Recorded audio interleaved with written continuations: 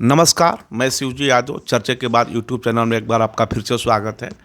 जैसा कि आप लोग को पता है कि हर बार हम किसी न किसी समाज से, खासतौर से राजनीति से जुड़े मुद्दों के साथ आपके सामने पेश होता हूं। और अभी का जो माहौल है 2024 लोकसभा आम चुनाव का बिल्कुल तो फूका नहीं है, लेकिन लगभग सभी पार्टियां अपने अपने तरह से तैयारी कर मैदान में उतर गई है। बहुत कुछ ही दिनों में चुनाव की घोषणा होने के साथ ही आचार संहिता लागू हो जाएगा। और जो इस बार का चुनाव है, अब तक के इतिहास में ऐसा चुनाव कभी नहीं आपको देखने को मिलेगा। जिस तरह के चुनावी माहौल है, कुछ ही दिन शेष बाकी है और विपक्ष का दूर दूर तक कोई पता नहीं है। आंधे अंधोरे मौन से टूटते हुए किसी तरह से यूपी में 17 सीटें पे कांग्रेस का गठबंधन अखिलेश जी के साथ, समाजवादी पार्टी के साथ है, ममता जी के साथ नहीं है, पंजाब में नहीं है। और अगर गठबंधन है भी ना, तो उतना मुद्दों के साथ गठबंधन नहीं है। गठबंधन उनका एक व्यापारिक गठबंधन है। जैसे कि जो मुद्दों के साथ गठबंधन होता है, कम से कम एक साल पहले हो जाता है। एक साल पहले इनकी रैलियाँ आ जाती, एक साल पहले इनके कैंडिडेट और कार्यकर्ता एक दूसरे में पूरा मिक्स हो जाते हैं। तो मुद्दों कंटेंट को लेकर इनका कोई गठबंधन नहीं है। बस अपनी अपनी दुकान कह लीजिए। हर पार्टी का अपनी अपनी दुकान है। अपनी दुकान कैसे चले, अपनी दुकान कैसे मजबूत हो, इन्हें जनता कितना त्रस्त है इस महंगाई में, बेरोजगारी में, तमाम बुनियादी सुविधाओं के लिए दर दर की ठोकरें खा रही है। इनको किसी भी विपक्षी दल को मतलब नहीं है। विपक्षी दल को सिर्फ इस बात से मतलब है कि हमारे 2 सांसद और अधिक जीत जाए, 2 विधायक और अधिक बन जाए, जनता जाए भाड़ में, मेरी दुकान चलती रहे, इस बात से मतलब है। ये सीधा देख लीजिए आप चाहे यूपी और बिहार का स्थिति देख लीजिए। लोकसभा चुनाव के लेकर रीजनल पार्टियां कितना सीरियस है? कोई सीरियस दिख रहा है आपको?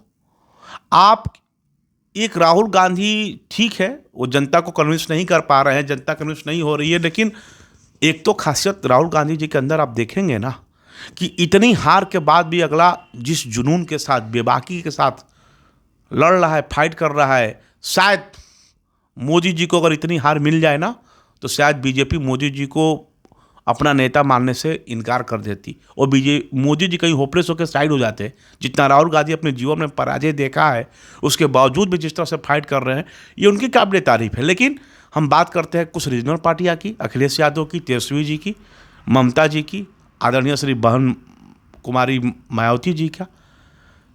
ये लोकसभा का चुनाव ग्राम की प्रधानी का चुनाव और स्टेट का चुनाव नहीं है, देश का चुनाव होता है।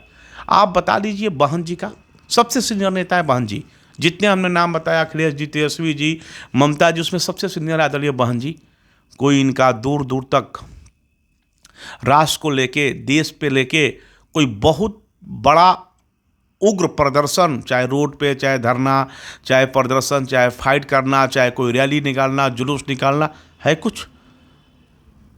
हाँ, कभी कभार कुछ ज्वलंत मुद्दों पर उनका ट्वीट जरूर आता है और उस ट्वीट का मीडिया और सरकार दोनों संज्ञान लेते हैं। अखिलेश जी पे आइए, स्टेट से बाहर ही निकले ही नहीं। इनको पता ही नहीं जो देश का बजट अभी निर्मला सीतारमण जी ने पेश किया, उस बजट पर उनसे बहस करा लीजिए।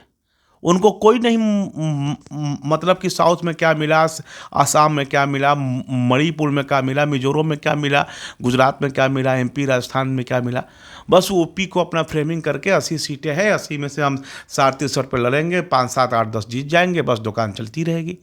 जनता अगर सरकार बदलना भी चाहे ना आज के डेट में, ये सच्चाई बोल रहा हूँ, इसको नोट कर लीजिएगा, जनता आज के डेट में अगर सरकार बदलना चाहे भी ना, तो नहीं बदल सकती। उसके सामने विपक्ष मजबूत बन के खड़ा नहीं है।